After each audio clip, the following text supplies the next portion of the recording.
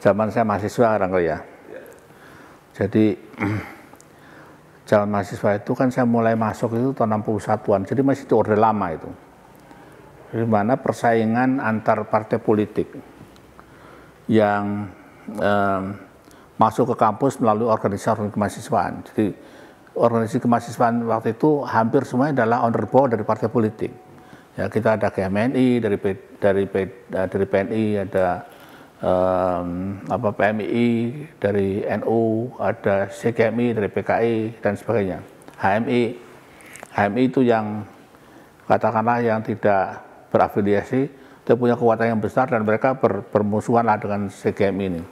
Nah, partai-partai politik itu saling bersaing dan saling berebut kekuasaan, menguasai Dewan Mahasiswa, dan pada itu malah sampai wakil rektor tiganya, wakil rektor urusan kemahasiswaan, itu dipegang oleh seorang bernama Hasan Rey, mahasiswa Fakultas Hukum. Jadi mahasiswa jadi wakil rektor itu waktu itu, ya.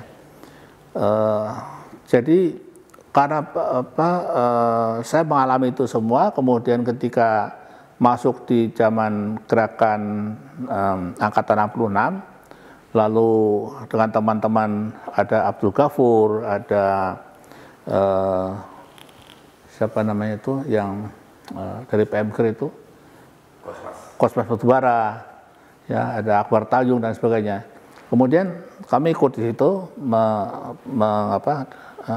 mengorganisir dan ikut. Jadi saya ikut ceritanya itu mengalami semua dari mulai mahasiswa biasa sampai jadi aktivis, jadi anggota presidium dari KAMI UI, ya. Sehingga setelah selesai itu selesai gerakan-gerakan itu, saya pernah dilantik bersama dengan teman-teman mahasiswa aktivis itu menjadi tim khusus yang dilantik oleh Pak Harto ketika itu, yang untuk membantu menteri-menteri ini.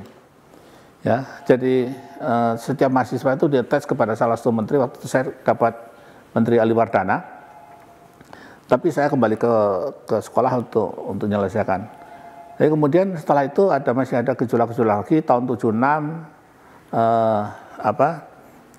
terjadi lagi, 75 malari, ya.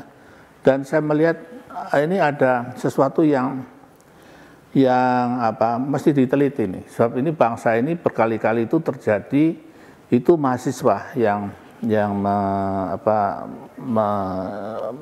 memicu. Dan 98 juga terjadi kan mahasiswa juga yang memicu itu, ya. Dari tahun 76 itu saya membuat penelitian tentang gerakan mahasiswa yang dalam disertasi saya itu saya bilang yang sampai sekarang masih berlaku untuk gerakan massa apa saja di Indonesia ini. Itu ada yang namanya leader, ya. Leader itu jumlahnya hanya 2% kira-kira. Kemudian ada yang namanya follower, pengikut, itu kira-kira 8%, ya. Sisanya itu mahasiswa massa yang tidak berafiliasi tapi bisa siap bergerak setiap saat. Inilah yang kemudian bisa menjadi demo besar-besaran. Aktivis setiap hari yang rapat, tiap malam itu mungkin hanya sekitar 2% aja. Kemudian nanti ketika operasional ada korlap itu ada sekitar 10%, 8%. Nah sisanya itu sudah jadi massa semua turun.